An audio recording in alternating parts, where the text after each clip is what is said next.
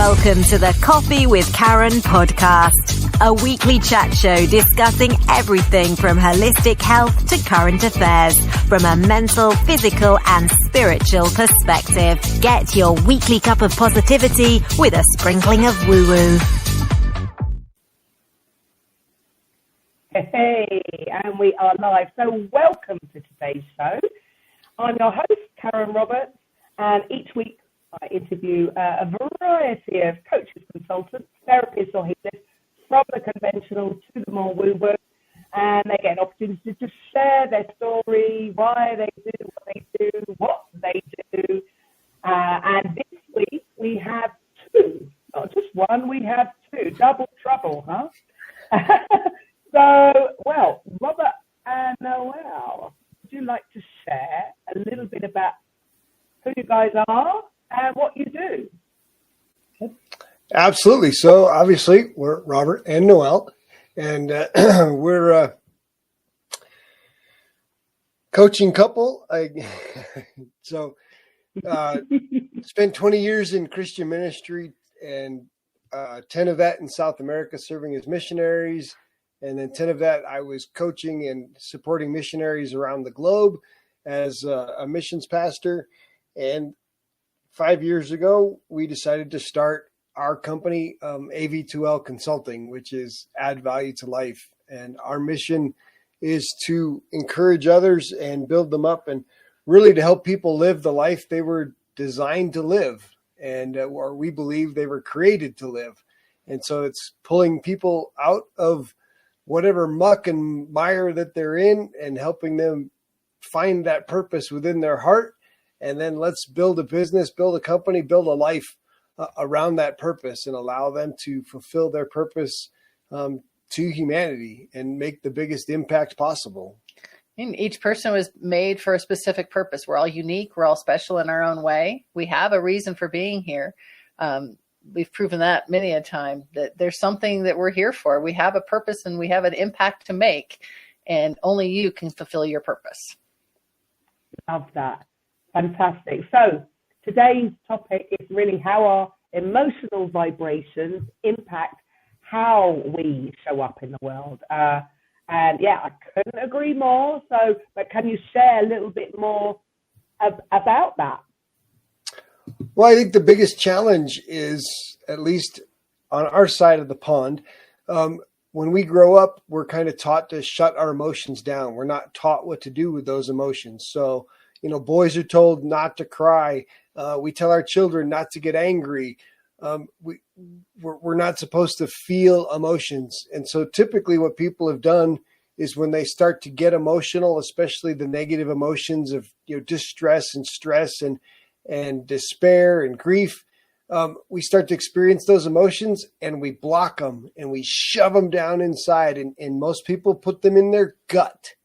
And so now we've got these emotions stuck in our gut. And this is a very literal thing, because now we eat emotionally and we eat to make ourselves feel better.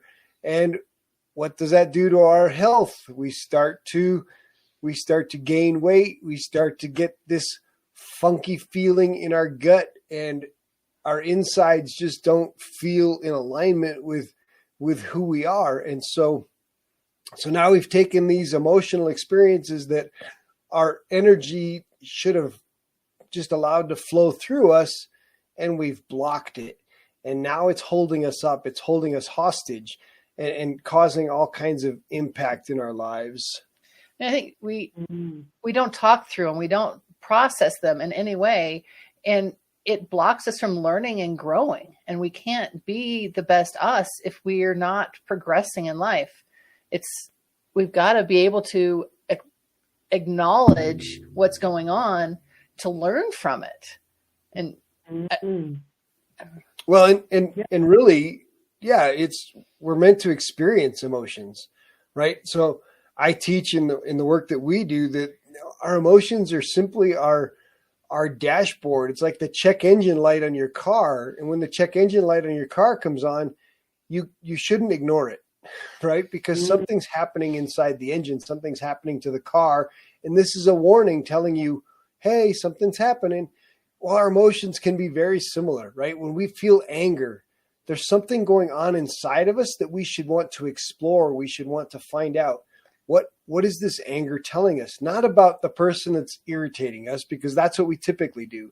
We say, hey, you're making me mad, or hey, stop making me mad, or, oh, you know what? Your mother makes me so mad, right?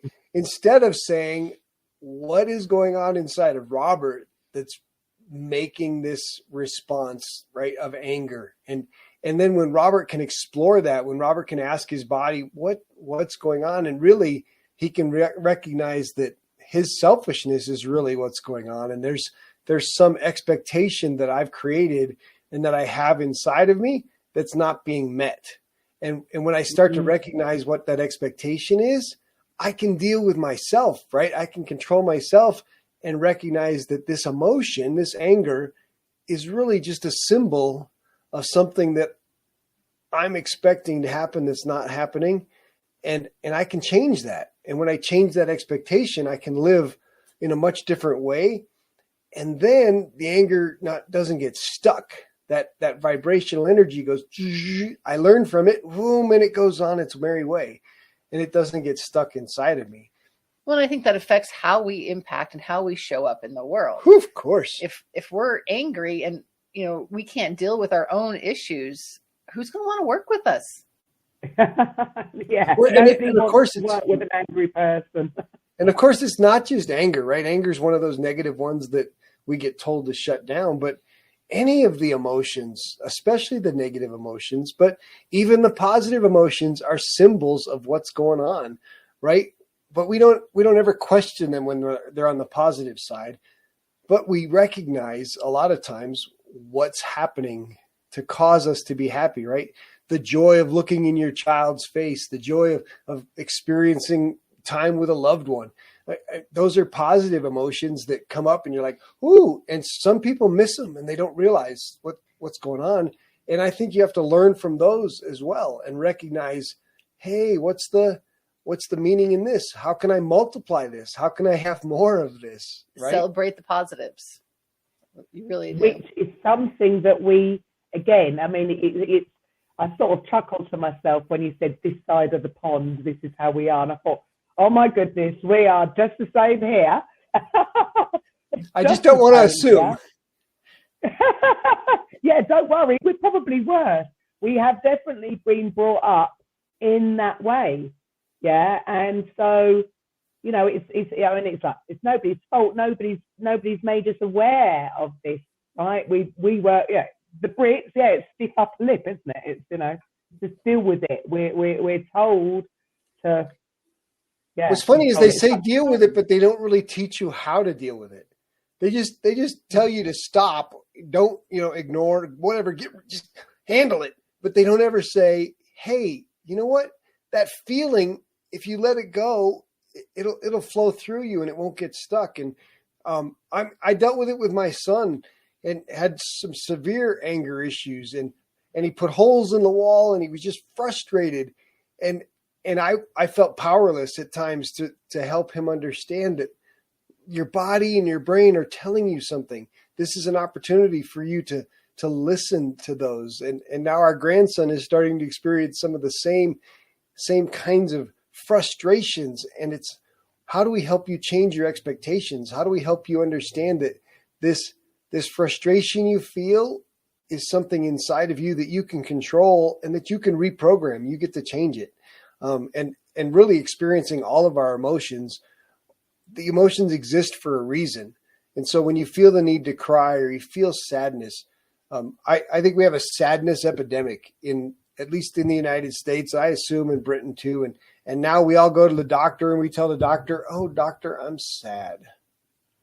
And the doctor says, well, we've got these new medicines, right? We've got these new medicines called antidepressants. And yes, there are some people that I think need antidepressants. They need the brain chemical differences, but they don't recognize the reality of what our bodies were designed to do. And when you spend all your time in these negative emotions, all your body is doing is feeling stress and anxiety. So any little event causes your brain to say, ooh, we're going to war. It's time to fight or run away. And when the brain says fight or run away, it dumps adrenaline in your body and cortisol. And you know what those are for? They're for fighting. They're for literal boxing, fighting. Your body wants to do something active and it shuts down this. It shuts it off. And so when we get in a fight with our kids or with our spouse or with these other people, guess what's shut off? This is shut off because now our body's in this fight and flight stage. But what do we try to do? We try to have a conversation and we try to fix it. And now we're trying to fix it with this thing turned off. And if your brain is turned off, there's no way you're going to fix your relationship. But that's what's happening. And so many people are living in this fight and flight place with this adrenaline and cortisol and yuck chemicals dropping into their body. And what's crazy is science shows now that when a woman's body goes into fight or flight, it takes her body 24 hours to process those chemicals and get them out of her system. And for a man, it can only be 9 hours. And imagine your body living with these chemicals for all of that time because we don't run, right? If those chemicals got dumped into your body and you went out for a 20-minute walk or a 20-minute jog or you did a workout for 20 minutes, it changes. You would process those differently because that's what they're designed for. But we spend that 24 hours dealing with those fight or flight emotions and the chemicals that drop into our system, and then something else happens and it starts all over. Whew. It's hard to get out of it. It attracts more. It just attracts more. It's a terrible cycle that a lot of people are living in, and no wonder they feel like crap. No wonder they feel sick. No wonder they feel sad because the body's not getting the right chemicals. It's getting the negative chemicals. And the wrong food. And of course, they're eating the wrong food because they're eating emotionally. They're not eating to fuel their body. And so now they're stuck in this yuck energy space. Whereas if you turn on the relational mode, right, the brain has this fight or flight side, which is, trying to defend itself. But when you turn that off, it turns into relational mode. And in relational mode, guess what chemicals your body dumps into the body? Oxytocin and dopamine and serotonin and endorphins that, guess what? They make you feel great. They're designed to make you feel great. Now, so many people are getting those hits of endorphins in a short-term thing. Like we'll go shopping or we'll pornography or eating comfort foods that make us feel better. But those give us these little tiny hits of endorphins. But really, the brain was designed for this joy state, this relational state, this state where we're interacting with other human beings in a positive way. And that's where really good stuff can happen. And that's where we should be making our relational decisions and having our relational conversations, our conversations about character, because now the brain's in a state where it's ready to say, hey, this feels good. I can listen. I can have a conversation because I'm not shut off trying to protect myself and defend myself for the end of the world. It's so interesting that, when you explain it like that, I mean, when you step back and look in, you think, well, yeah, of course it's like that. It's so simple. So simple. Why do we overcomplicate everything? And who doesn't want to feel good? I mean, it's quite a funny thing, really, the way we react. Obviously, it's unconscious. Nobody wants to be feeling down, do they? We don't wake up in the morning and go, I really fancy feeling depressed today. Well, right? But you have to be careful because there are a lot of people that are comfortable there. Now they don't want it. They don't want to be there, but they're comfortable there. They don't want to change. It's hard work to change. Because they're used to being there. And so they keep themselves there. Now, the cool thing is if they stepped out of it and recognized how good it feels on the other side and recognize how it's not that hard to work. It's only a little stretch outside the comfort zone. But the majority of people are content to stay in that space. And they like it, right? On social media, we like to share, the yuck and the drama. And the drama gets us attention because people like the drama. Oh, I feel so sorry for you.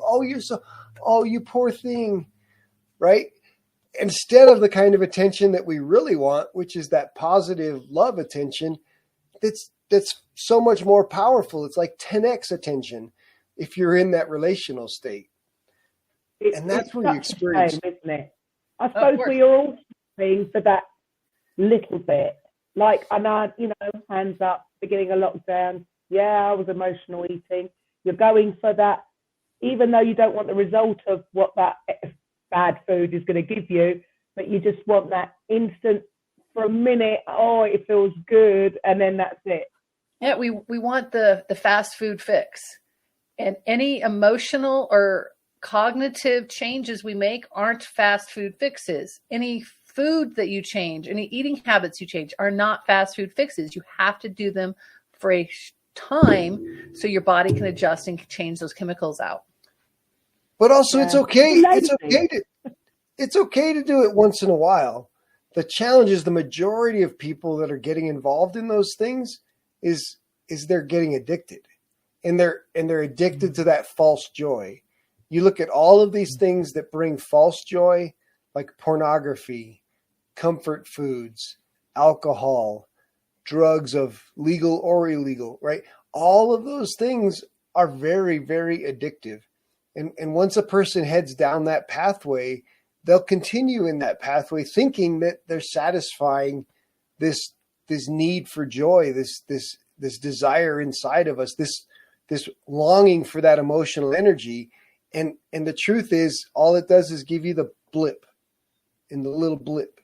So you have to do it more. And then, of course, you dive into pornography more, which has all kinds of impact on your relationships. You dive into comfort foods more, which has all kinds of impact on relationships and your health, right? All of these things that are pseudo joys, are artificial joys, that are quick stimulants, aren't long-term. And they also create all kinds of stuff and bring all kinds of baggage into your relationships. But what's really cool and the challenge, I think, in our culture is we try to fix that thing, right? We try to diet. We try to stop drinking. We try to stop smoking. We try to quit the pornography, and we just focus on that thing, instead of focusing on repairing our relationships and restoring relationships that bring real joy. And when you have true joy in your emotional experiences, guess what happens to those pseudo ones? They're not needed. You no longer need them. Yeah. You don't go after them anymore. So they're so much easier to change those habits when there's something real in their place. And so many people try to change the habit to get to the real instead of getting to the real joy first. Find the true joy and fill that cup up. And when that cup is full, those other things just fall away. Right. You make it sound so simple. Yeah, I wish it were as easy as it is to say, but it's easier than going about it the other way. Yeah, absolutely. And if only people realised that there is a way to do it. So, for those out there thinking, oh, well, no, I can't do that, or, well, what do they need to do? How do they stop these quick fixes that don't work and are actually going to make everything worse? Because if they're eating, they're going to get fat and they're going to feel worse about themselves. And if they're doing any of the other things, it's not good. So what could they do today, something simple, that could start to turn that around? So connection is the number one fuel of joy in your body. And connection happens when you look into a person's eyes and they smile and their face says, I'm happy to see you. Right. So I think about our grandbaby and looking into our grandbaby's face and seeing her smile when she sees you. And there's a connection between your eyes. And so if you took just a few minutes out of your day and connected with your partner, with somebody you love, with your partner, with a child, with somebody, and it's got to be healthy, right? It's being able to look into their eyes and see that I'm happy to see you. And you don't say I'm happy to see you. Your face says it for you. And that's a quick way, but find connection, find a person, a family member, a person who you can trust, and you sit across the table having coffee with them and you just smile. And I'm so happy to see you. In business, it's networking. It's walking into that networking room of 20 or 30 people and seeing that person that you know, and you just see their smile and you say, okay, I'm okay today because I know somebody here. Somebody, yeah. Well, not just I know somebody here, but that somebody's happy to see me. Their body, their face, everything about them just said, I'm so happy to see you. There's some of that you can get in Zoom, but it's better in person. I mean, when my daughter FaceTimes with the baby, it's great, but in person is so much better. Absolutely. But reach out, make a connection. If you make a connection today, that can be one step towards filling up your joy cup. Love that. And like you just said there about the Zoom, I mean, there's nothing like live events. I can be on Zoom all day. I can find it quite draining sometimes. Yet when it's actually face to face, so isn't that proof that when when we talked about it, the vibration, there's so much more to everybody than we can see with our eyes or with our physical senses, and that proves it, doesn't it? Because really, why should it be any different? The crazy thing is the brain communication, that message the brain sends out and brings back, happens so fast that even the highest speed internet connection cannot pick it up yet. And so that the brain is sending out that signal and receiving it back so fast that the internet can't capture it. Now, yeah, we get a great deal of joy from seeing Karen from across England, because what a blessing it is to have this technology where we can connect with each other even though we're thousands of miles apart. But the brain is not receiving the same message as if Karen and Robert Noel were in the same room together. That's different. And so you do need to find opportunities to connect in the same room. Now, if you're not in the same town, use the internet because it's the next best thing, right? And it's the next best opportunity to see a smile, to see somebody's eyes and to experience. And maybe you have to say it in the internet connection. You've got to say, Karen, it's such a joy to be with you. We love your accent. We love your beautiful pink hair. We just enjoy our conversations, right?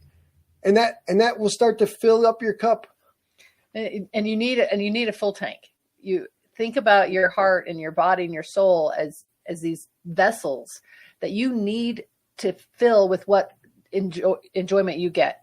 If you cannot be happy and joyful and fill up your own tanks, you can't give to others. And there's a lot of people running around on empty tanks. I think they are. I would 100% agree. And that's why I suppose when they are down that low, it's hard for them to envision anything up there because they're just not, again, going back to the vibration, it's all energy, isn't it? It's very difficult. You just can't even see it, which seems such a shame because it, like you say, it doesn't have to be complicated. It doesn't have to, it's free. It just doesn't cost you anything. Yeah. Be grateful for what you have and where you're at and go from there. Oh, and it doesn't have to be an intimate relationship, right? It just needs to be somebody you trust and love and that you're able to see face to face and have another human being whose face says, I'm happy to see you. Right? It can be a friend, it can be a business association. Obviously a family member or longer term connection is going to fill your cup up a little more. But it really is about connection. We as human beings were created to be in connections, and our character changes better in a group, in community where we have a group and community identity. But so many people are missing that, especially over the last couple of years. We've given up all of our groups and we've given up all of these places where our character really has the opportunity to grow and change. And do you think that that's really sort of been on the decline possibly for the last, 50 years? The way Absolutely. Things have changed because, people aren't living in big family units anymore. They, who's your people? Who's your group, right? So many people don't know who their group is. You're on social media a lot. Well, and we're on tech. We're distracted by the fake groups, right? We're on Facebook or I'm in this Facebook group and I've got 5,000 friends and I've got, but not one of them is going to be the one that picks you up from jail or comes to fix your flat tire on your car, right? I mean, so we don't have people anymore. Like even a great question to ask yourself is, if I'm going to heaven, who are the 20 people I want around me in heaven for eternity? For eternity, think about if I have to pick out 20 people that I know, right? Now, some people, they know they're 20 just like that. But do you know even 2? But a lot of people. I've got mine. But my problem is we're all scattered around. And I was just going to say, this, because the more travel has become a lot easier. So I left home very young, lived abroad, and the friends that even I had back then, they are still my besties now. But of course, we've all gone back home. Of course, home means there, and we're all sort of staggered. So do you think even that part of it, because the world has become a smaller place, because it's so easy to travel, people aren't staying in their communities that they grew up in. So people have moved away for work. And if they haven't really found their tribe there, do you think that's part of the issue? So it is a good thing in one hand, but if they don't work it right and create their tribe where they are, it can be a negative. That's the piece, right? Everywhere you go, you've got to be intentional about bringing a tribe together and involving yourself in a new tribe, because you need that tribe. You need people. We simply need people to know who we truly are, to know our true importance in the world. I mean, we are the people that we hang around with, right? So if you look at the 5 people that you hang around with, that you spend the most time with, are they encouraging you? Are they helping you? Do they believe in your purpose? And sometimes those are toxic relationships and they're hard to break. Sometimes they're just not healthy. I mean, and you have to choose. And Robert said the word intentional. You have to choose who you're hanging around with.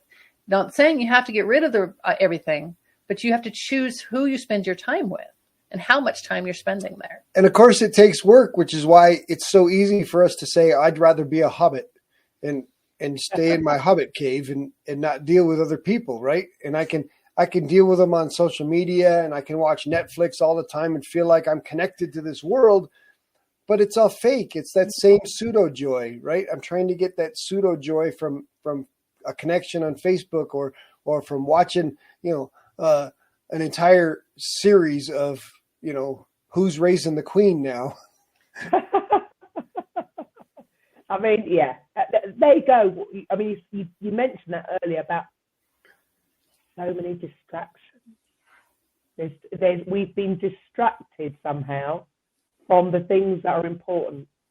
Best thing I ever did 2 years ago was get rid of the TVs in this house. We don't have a TV in this house. I can watch Netflix. I can watch Prime, but we've got no terrestrial telly. I don't want to know. I've never been so happy. Right?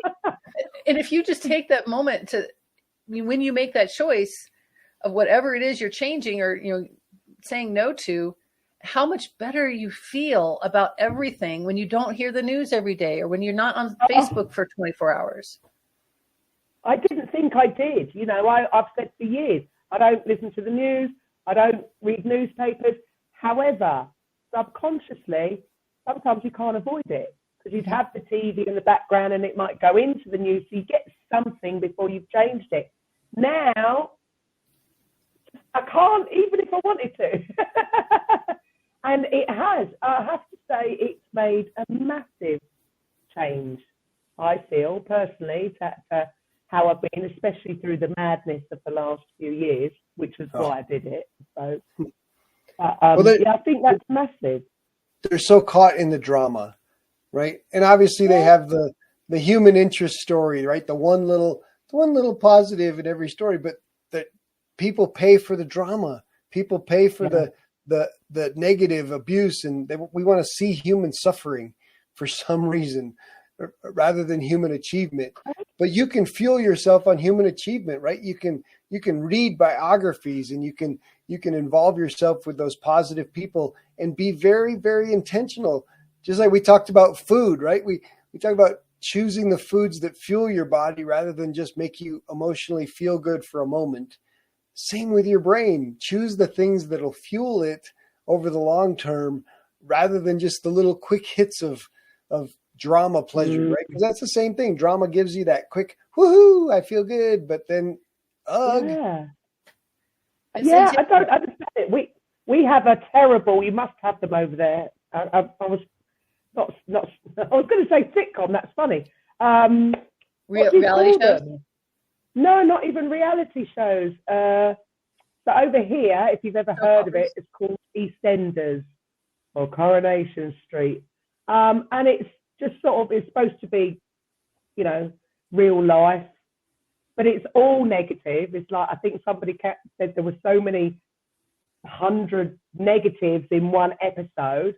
I don't know when people wanted to watch it because that made them feel better about their life because that was so awful. Right. And then they call their mom at the end of the day to talk about it. So they add on to it. Yes. Keep it going. Stay in that vibration again. I just find it quite fascinating. And my mom would watch the soap operas and she would read the silly novels. And then she called my sister to talk about them. So it's like all she did all day long. It's like, woman, you got to do something else. But it's funny when you're out of it, because I'm not going to lie. Years ago, before I lived in the Algarve, Portugal for 8 years. So that's why I think travel actually is a good thing. So before I went, I would have said, yeah, I would have watched all those soaps. But moving abroad, we didn't have access to English telly. And of course, you're outside, it's sunny. Yeah, it's not England. Yeah, London is miserable right now, can I just say? But you're outside. Your life is outside with people. Like you say, you're connecting with people constantly. And so I suppose I brought that back with me. Not a little bit like an alien, because I don't know who anybody is. Who's that?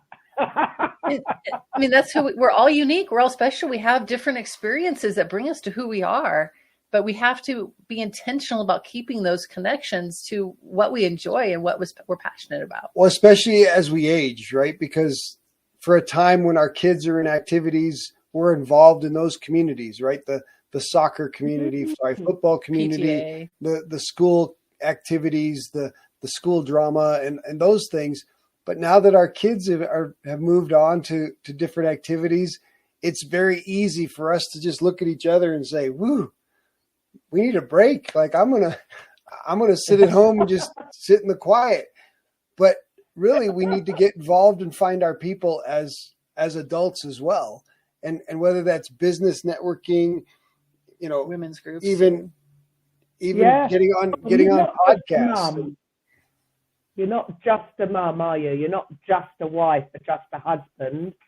And I suppose this is why, you know, my age now, so many are struggling with the empty nest syndrome because they haven't had those connections. Right. And that's why I'm focusing there, because I've gone a couple times in my life trying to figure out what do I want to do when I grew up. Because now that, you know, the kids went off to, you know, high school and they don't need me as much. And now the kids have moved out. They don't need me hardly at all, except for a phone call. It's just different phases. And it's a transition from helicopter momming to influencer. So you're not changing. And I wrote a blog today, but who are you at the core with mom or charity work or podcast? It's just a branch. It's just a piece of who you are. We have to figure out who we are at the core, what our identity is for us, and thrive in that and build the other layers around it and not focus on just one of them. Love that. I think too many moms. Sorry. Oh no, I was just going to say too many moms and dads take on the identity of the role, and it's a temporary role, but so many people think mom is a full-time role, and then when the kids move out, they're no longer mom, and that's a problem, and they can't transition to having a different impact now that their kids have moved out of the house, and a lot of women are stuck. And I think men get stuck in a career, right? Everybody asks, what do you do? Oh, I'm a CEO. Oh, I'm a salesman. And their identity is based on this career thing. And then when they get fired or they get laid off, they're stuck because now their identity is stuck in that pink slip that says you no longer have this job, right? But that's not what our true identity is. Our true identity is some other thing. It's this purpose inside of us to impact the world. And when somebody can unwrap that, you can fulfill that purpose as a mom. You can fulfill that purpose as a salesman. You can fulfill that purpose in a various different ways.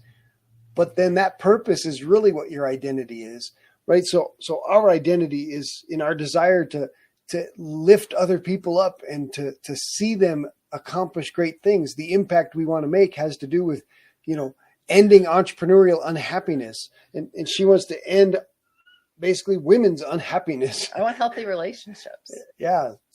And helping people to bring about this next level, right? And not being stuck in something that's just not true about them.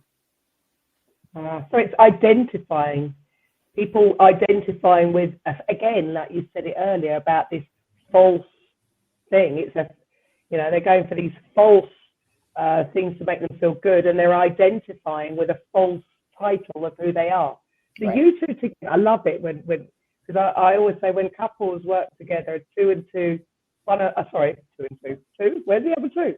1 and 1 doesn't equal 2. It equals 5. Because you bring so many different skill sets and different ways to the table. So, for the audience, who do you specifically help? Who is your target audience, and how do you help them specifically? So, I work with women empty nesters. So, working through what is their values, what is their purpose. Who are they hanging around with, and their affirmations and limiting beliefs to be the person that they are meant to be and have the impact that they're meant to be. We're all specific. We're all unique. We were put here for a specific purpose that only you can provide. So, and my mission is to end entrepreneurial unhappiness. And this year, 2023, I am focusing on dental entrepreneurs because of the stress and overwhelm that they face. But the impact that they can have by bringing and restoring smiles in people's faces. And so I think they need to be some of the happiest business owners on the world. Love that. So that's 2 very specific target audiences there. And then Noelle and I together serve couples. Sorry, say that again. And then Noelle and I together serve couples and want to help couples restore their relationships and be the best, put their best selves forward as a couple. Love that. Perfect. And I actually, when I mentioned about the empty nesters, I didn't know that, Noelle, but I obviously did on some kind of level. Brilliant. So that's energy. There you go. It is. So even on Zoom, it doesn't matter. I mean, energy still passes through the ether, doesn't it? So otherwise, we wouldn't be able to talk, right? We wouldn't be able to talk. So for you, how do you try and make the transformations for people? How do people work with you? And what is the promise? So we dig into who they are, right? So we go straight at who you are, what were you created for, and we do that through their values, through their life experiences, through the thing they know deep inside of them when they were 12 years old, what it is they wanted to do in the world, right? And whether that's Noelle working with a woman or me working with an entrepreneur, it really is.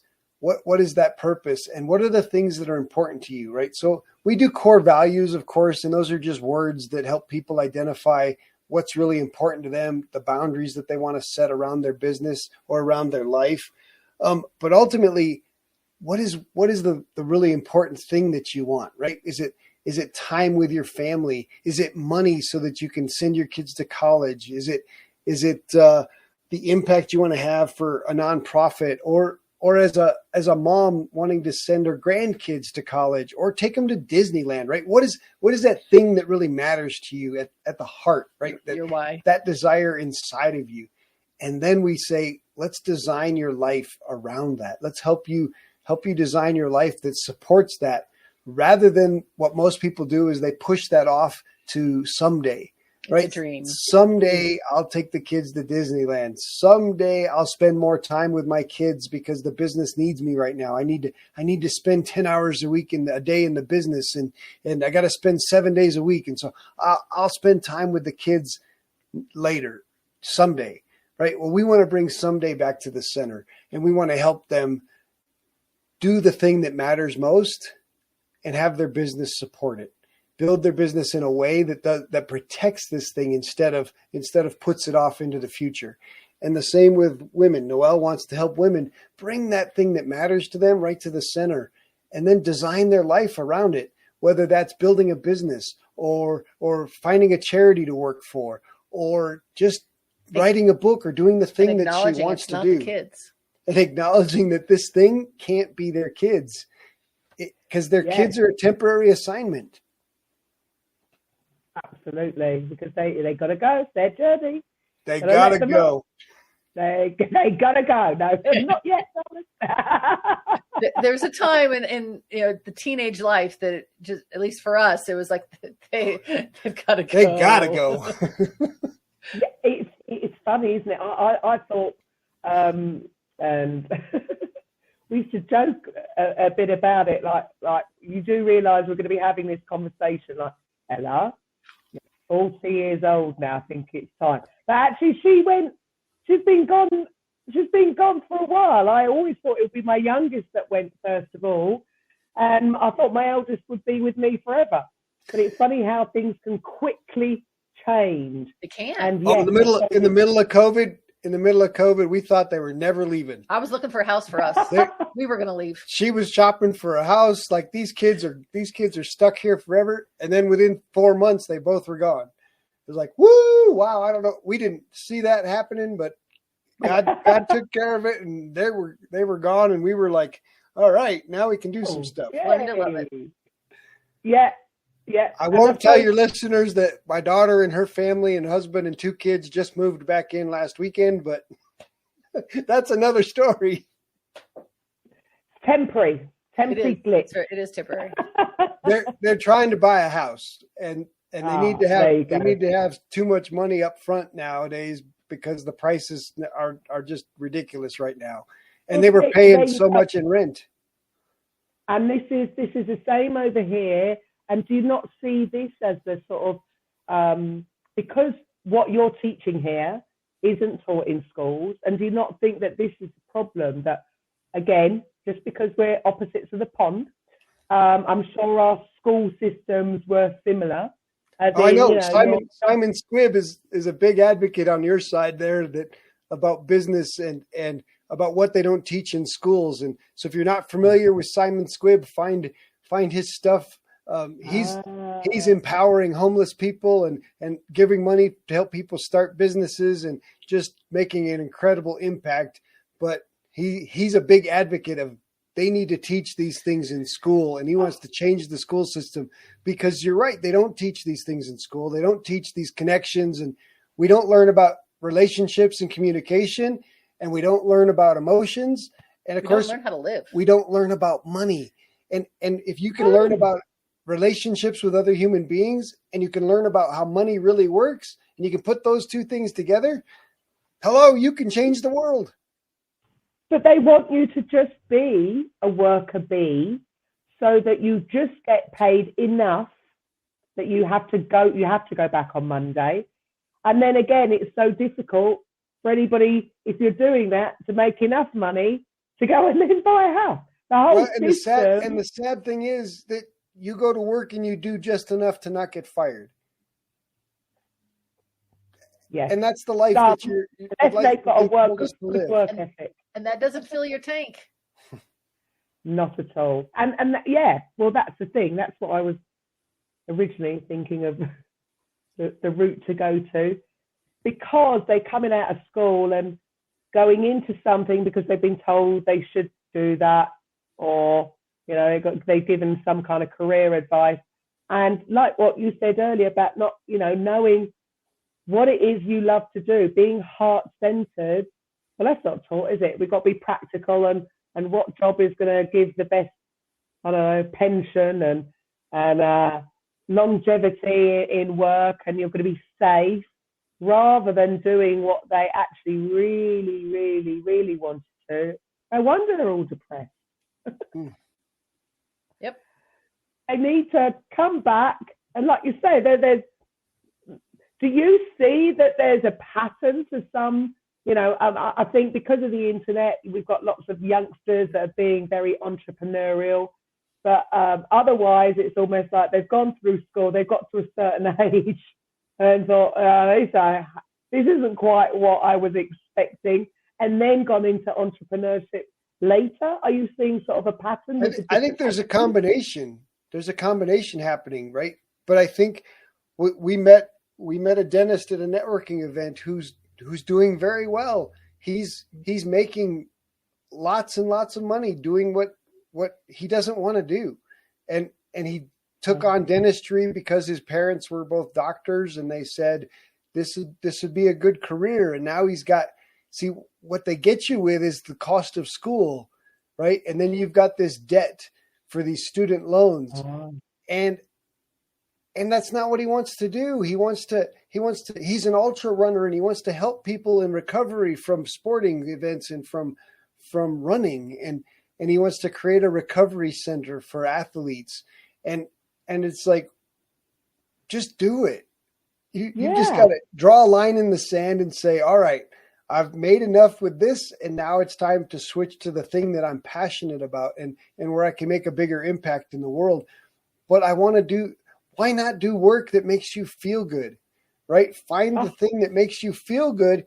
Even if it's a job, you're getting paid to do something that makes you feel good, rather than just doing because everyone around you said that's the thing you should do. Be grateful for what you've had. Be grateful for what's brought you to here. You've got lots of training in whatever you've done. So it's not bad or wrong. It's where you're at. It's who you are. And you can make the choice of what you're going to do tomorrow. And that's another joy bucket filler, just to be clear. Gratitude is a quick way to fill that joy bucket. Expressing gratitude, and take gratitude to another level, expressing appreciation in specific ways. So like I had said earlier, Karen, I appreciate your accent, and Karen, I appreciate your spirit, right? Those are ways of giving appreciation to another person, and it fills your joy bucket, right? And fills theirs. And can fill theirs. It's very powerful. Absolutely. I mean, it's the fact that it's, when you said about the gratitude, but also one thing you said earlier about accepting where you are, because everybody is just sort of thinking about, oh, well, I don't want to be here, but I want to be there. And that first step is just, it is what it is. I'm here. I'm grateful for all the lessons it's brought me. And now they can move on. And when you accept it and you're aware of, okay, this is where I'm at, it's not where I want to be, then you can make choices to change it. A lot of people just are comfortable and they're not acknowledging that it's okay to where they are and that they can make those changes. So we call it extreme ownership.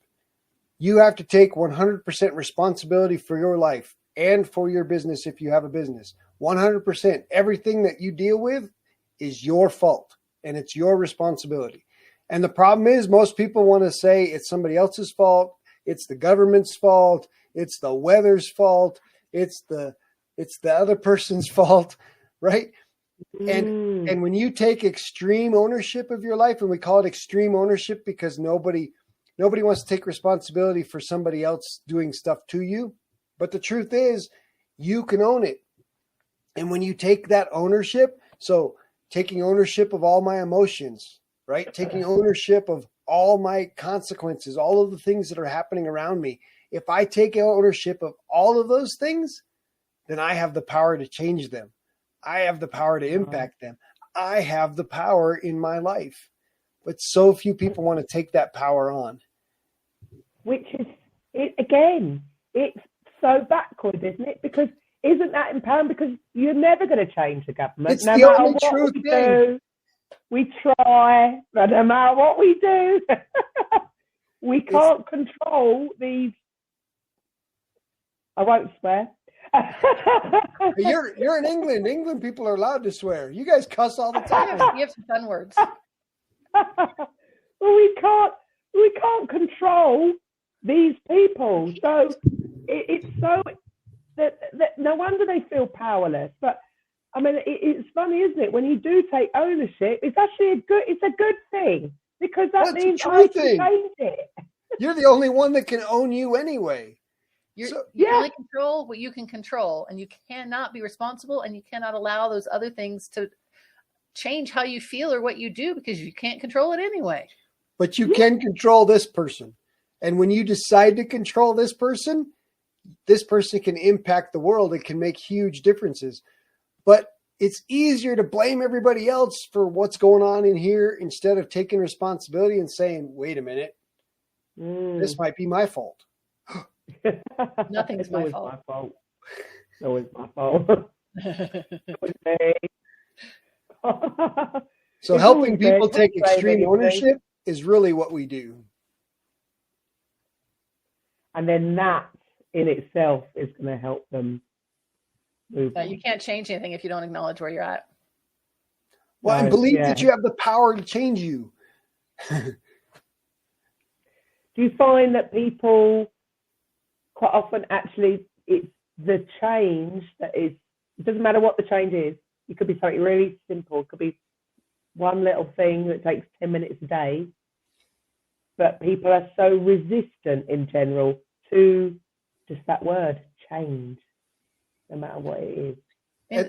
And I say so much so, nobody wants to change. It's comfortable where we're at. I know what to expect where I'm at. I mean, there's whole classes and huge programs and certifications on change management. The biggest part is people don't want to change in businesses or personal lives. But the most ridiculous thing is that you're changing anyway. All of us are changing. All of us are dying. All of us are moving on every single day. And why not be intentional about it? Why not choose your path instead of allowing the world around you to manipulate you through? Because that's what you're doing. As an employee, that's what you're doing. I'm allowing those people to make my decisions for me. And then complain about it. When I feel like a victim and I'm empowered, it's these other people controlling my emotions and controlling my destiny and controlling my pathway. And then the only convenience I get out of that is I get to blame them at the end. Yeah, but I don't get to go where I want. Mad. Why do we give our power away? It seems it's so crazy when, I mean, I know, look, and I'm sure when I'm in it, it's easy when you're out of it, looking in. I'm sure when I'm in it, I still do stuff, but it seems crazy to go through life like that, resisting change, because like you say, change is inevitable. One of the first books I ever read was a tiny little book called Who Moved My Cheese, about two little mice. It was a great little book. I was like, yeah. It's so true. Happen, isn't it? When we were working in the church, we had several people that would come in on Sunday morning, and if you rearranged the chairs to a different configuration, they threw a fit like a 2-year-old. Don't move my chair. There's now stranger than folk. We're a funny lot, aren't we, us humans? Right? We absolutely are. And that's what's so great about the possibilities is the fact that when you recognize that change is happening anyway, and who do I want to be in control of my destiny? Me or those crazy people? I mean, if we're going to put a crazy person in charge, I want to be the crazy person in charge. Absolutely. Yeah, absolutely. It is, yeah. Why are we like that? I mean, again, it is awareness. So I'm not blaming the system and the schools to a point. Right. But until people have been shown, like before I was introduced to, certain books, because gone through school, never heard about the self-development arena, never heard of it. Nobody had introduced me to it, or I hadn't seen anything at that time. So some people are unaware, and it's not their fault because that's the way they've gone through. Although I suppose now with the internet, I mean, when I'm going back to, pre. You didn't know what woo-woo was. You had to buy cassettes. You had to buy cassettes and listen to them. But now, it's a choice, actually, isn't it? To stay. It is, but I mean, it's awareness. If you're, like you said, before you were introduced to a few books or concept, if you don't know the concepts out there, how can you process it? I mean, 3-4 years ago, we weren't aware of what woo-woo was and what that meant to life. I think it's all woo. It's all woo-woo.